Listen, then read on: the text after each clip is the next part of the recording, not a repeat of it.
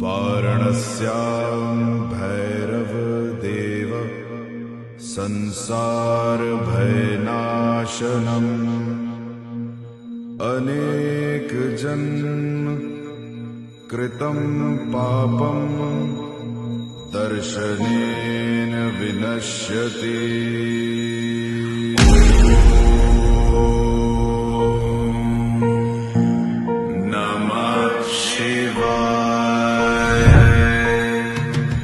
देवराज सेव्यमान पावनांग्रि पंकजं व्यालयज्ञसूत्रमिन्दुशेखरं कृपाकरं नारदादि योगी वृंद वंदितं दिगंबरं काशिकापुरादिनाथ कालभैरवं भजे।